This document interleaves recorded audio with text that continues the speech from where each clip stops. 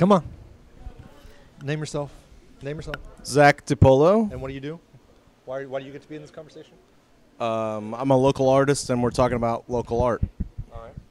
I'm Devlin Wilson. I'm a painter at a Portal Studio, and I'll contribute. Adam Underwood. I'm a painter. Hi, I'm Lydia Dorsey. Why do you get to be in on this conversation? Because I teach art history at L.S.U. So. All right, great. And I grew up here. That'll be fantastic. That's my story. Looking over the I'm sorry, please go ahead. Don't worry about me. I'm just... Jimmy Lee here is representative of the Rumor Union, the arts organization, the sexiest art organization in Mobile. I'm just looking at our Best Art Show Madi nominees, the Mobilian Awards for Best Individual Show. I can run this down. I can do one at a time and we can all talk about it, or I can run it down and we can talk about all of it. What do you want? Run it down and talk about all of it. Okay, we'll run it down. We're going to talk about all of it. For individual show, we've got Lucy Gafford's home exhibition at Mobile Arts Council, which was great. 30 Days and 30 Nights, Joe Hobbs at Spire last May. Oh, got some jams in the background. Lillian McKinney's 65 as part of the Temporal City Festival. And then as far as group shows, we've got Bad Kids at the Mobile Arts Council, featuring lots of people I'm not going to name. The Tattoo Show at the Royal Street Tattoo Art Show. I'm sorry. The Royal Street Tattoo Art Show at the Blind Mule. Sorry. The Skateboard Art Show at Spire. Temporal City Festival, which is a whole other... I could do a whole show about that. 10 by 10 Decameron at the Mobile Arts Council. And Vessel 5 at Serta's quite recently. Vessel 5 was at 401, I believe. Was it at 401? Not at originally. Oh, and then it moved to Serta's. Okay, we have a correction. Vessel 5 at 401, and then later at Serta's. Yeah, that's it. That's right. The after show. So let's talk about art in Mobile, shall we? Sit down. Brew yourself some tea. Just take it out, you know? Take it out. We'll talk about some art. Jimmy's taking it out right now in front of us. That's very impressive. I can start stuff out. Yeah, here we go. Get in there, Lydia. Well, I would say, I grew up in Mobile, and coming from Mobile and kind of the art scene where I had the ability to curate exhibitions, to participate in exhibitions, and then moving to Baton Rouge, it's given me quite a perspective. Because in Baton Rouge, there's very little solidarity. There's a high turnover of artists moving in and out. And so there's very little group effort as far as exhibitions. It's all just MFA, BFA exhibitions, right, and then that's it. So there's very little collaboration and really no sense of solidarity. And Mobile has that, and they're excited about it. And that's what I think Mobile has over most any art scene. There is a sense of solidarity. Sense of solidarity. Okay, I'll take that. So, Jimmy, why don't you tell me what... Don't think too hard about it. Just shooting from the hip. What was the art show that, looking back on the last year, what do you think was the one that really... First one that comes to mind for you as a really great exhibition?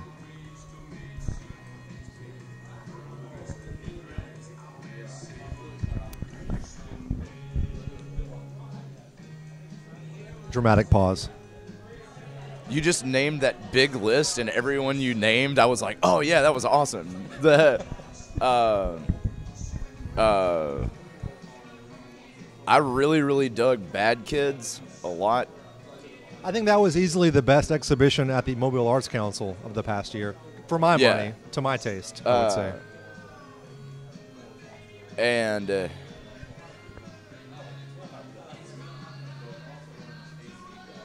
a lot of the stuff that went around with the last Psych Solstice, like everything that Jillian did for that and whatnot, that was all really, really cool. Yeah, I'm just gonna keep talking if I don't give this to somebody else. I mean, we're talking about 12 months worth of art that changed out every month at 15 different places. So it's a lot to wrap your head around. I do think that Lucy Gafford's show at the Mobile Arts Council was also very impressive. The pottery pieces were great. The painting, she's a phenomenal painter. I think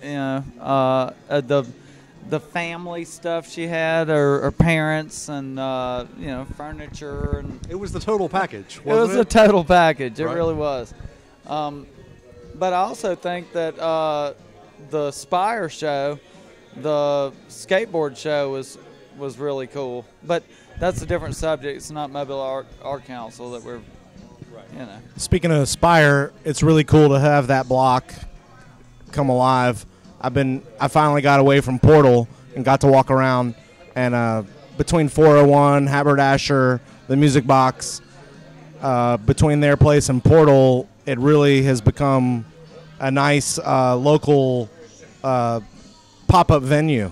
You walk around Art Walk and it becomes this full stream, So I've been really enjoying seeing people take advantage of Art Walk and come out of their studio, out of their apartment or their house, and show on the street.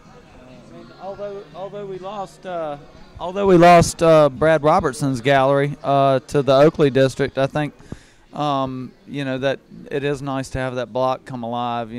Ashley Pinkwhite has made that block look really nice as well. I love the vessel production show that they had. I think that was last Art Walk.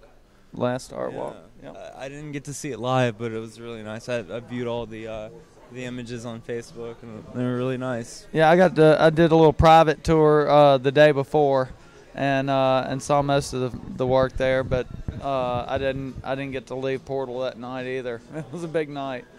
Last Art Walk. Was that last Art Walk? Vessel? Maybe about one. Yeah. Yeah, I was here at Haley's. And something that probably should have made our awards nominations, at least, is the Center for Living Arts exhibition. I don't know how anyone feels about the Center for Living Arts, but that exhibition is really a solid exhibition. I only wish they would change out the exhibition a little more often. But I will say, that's a really great combination of artists there. I've heard mixed feelings being on the street level of the local artists about that exhibition, but the good things that I've heard is... Have you not seen it? Yeah, I've seen it. Well, what's your take on the exhibition over there?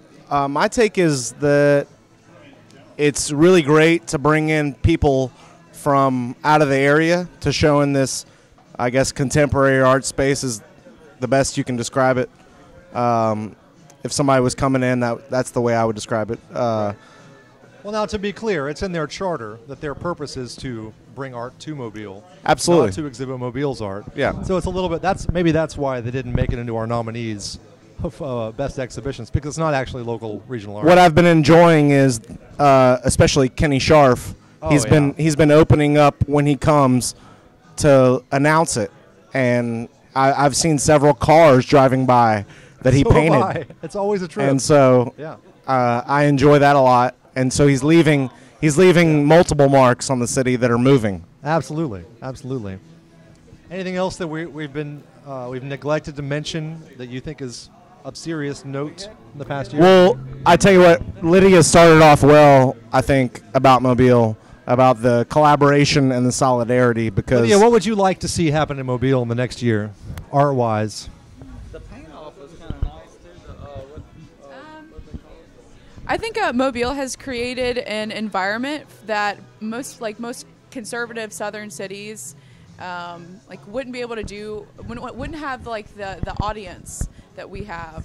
And I feel like we've opened people's minds a little bit to performance art, such as Lillian's, was it 35, 65? 65, right. 65. Right. And then the participative Pinata one, I forgot what it was called. Oh, yeah. Back to Temporal City. We can still keep pushing the envelope a little bit. Stuff that, other cities wouldn't really be able to get away with. I think we could get away with it because we've created a kind of atmosphere for it. Just pushing the envelope just a little bit. I think that's more. a very sharp point. It's very general, but...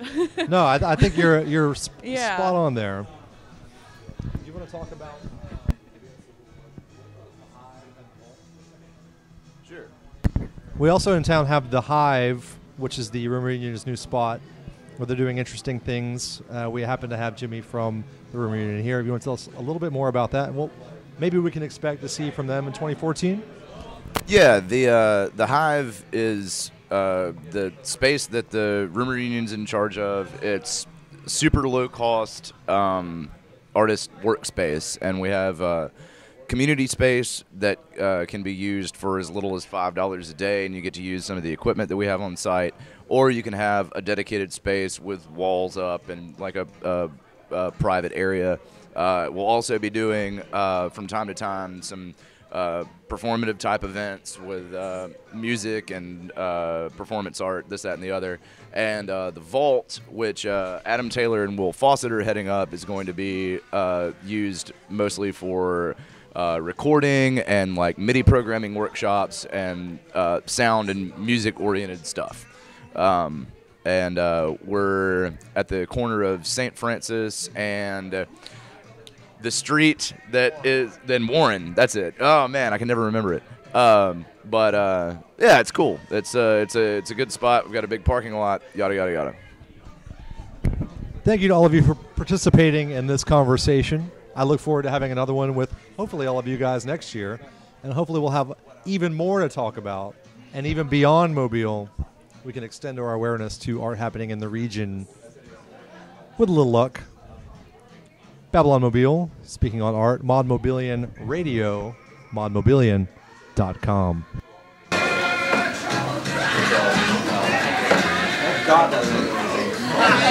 Cheers!